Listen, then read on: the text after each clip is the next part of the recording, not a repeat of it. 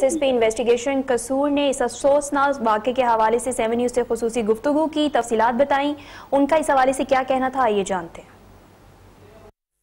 जो है इस केस के दो पहलू हैं, एक इंसानी और एक जो है क्रिमिनल रिलेटेड पहलू है।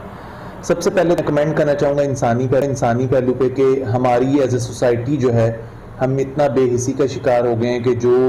ये वाक़या हुआ उसमें जो इर्द गिर्द के लोग मौजूद थे उस शादी हॉल में,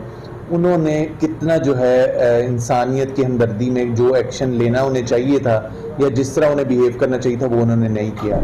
लेकिन मैं अब ज़्यादा एम्फसाइज़ करूँगा अपने डिपार्टमेंट के रिस्पांस और अपनी कार्रवाई के जो कि पुलिस से रिलेटेड है, उसमें यह है कि फौरी तौर पे जब ये वाक़या जो है पुलिस को रिपोर्ट हुआ तो SHO जो है मुतल्लिका थाने के सिटी पत्तोकी के और DSP साहब जो हैं वो मौके पर पहुंचे। वहां जाकर फौरी तौर पे इस चीज़ की कॉग्निजेंस ली गई कि एक ऐसा वाक़या हुआ है जो कि इंतहाई अफसोसनाक है। उस के लवाहकीन से जो है वो फौरी तौर पर रब्ता किया गया और उनके जो बयान है उसी की बेस पे जो है एक मुकदमा दर्ज किया गया है, जिसकी जो है हर पहलू से तहकीक की जाएगी कि क्या उस पर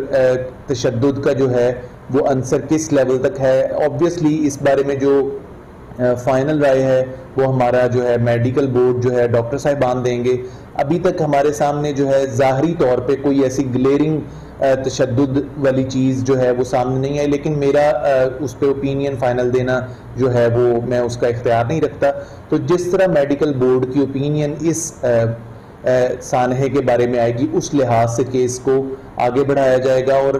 जिसका किरदार इस अफसोसनाक वाक़े में पाया गया उसको करार वाक़े सज़ा दिलवाने की कोशिश एज